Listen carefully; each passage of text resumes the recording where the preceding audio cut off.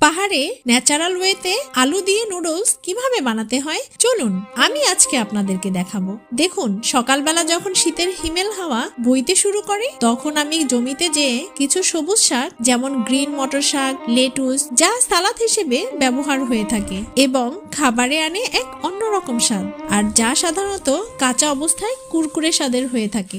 আর সাথে কিছু তাজা পুদিনা পাতাও নিয়ে আসবো। বাসায় এসে নুডলস বানানোর জন্য সবচেয়ে জরুরি আলু নদীর ঠান্ডা পানিতে পরিষ্কার করে ধুয়ে নিব।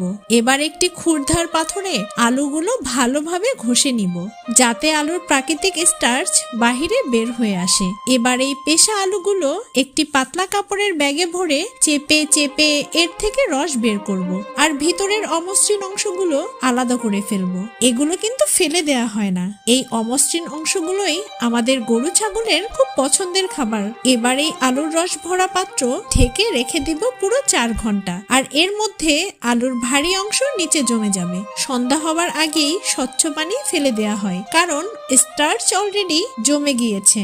এখন একটি কাঠের চামচের সাহায্যে খুঁচে খুঁচে স্টার্চ বের করে রোদে শুকিয়ে নিব কারণ স্টার্চ এখন ভিজা। পরের দিন যখন স্টার্চ পুরোপুরি শুকিয়ে যায় তখন এতে মেশানো হয় অল্প পানি ও দেশি ঘি। এবার স্টার্চগুলো হাত দিয়ে ভালোভাবে ময়ান করে ডো বানিয়ে নিব, একদম ময়দার মতো। লম্বা লম্বা ডো বানিয়ে হাতে চালানো মেশিনের সাহায্যে লম্বা লম্বা নুডলস বানানো হয়। ফুটন্ত পানিতে নুডলস অল্প সেদ্ধ করে সাথে সাথেই তুলে ঠান্ডা পানিতে ঢালা হয়। এতে নুডলস বেশি সেদ্ধ না হয়ে ঝরঝরে থাকে ও খেতেও টেস্ট হয়। এবার ক্ষেত থেকে আনা শাকসবজি দিয়ে নুডলস গুলো রান্না করে নিব। দেখুন, তৈরি হয়ে গেল মজাদার আলুর স্টার্চ নুডলস, যার স্বাদ বাজারে কেনা নুডলসের থেকে কয়েক গুণ বেশি মজা ও স্বাস্থ্যকর।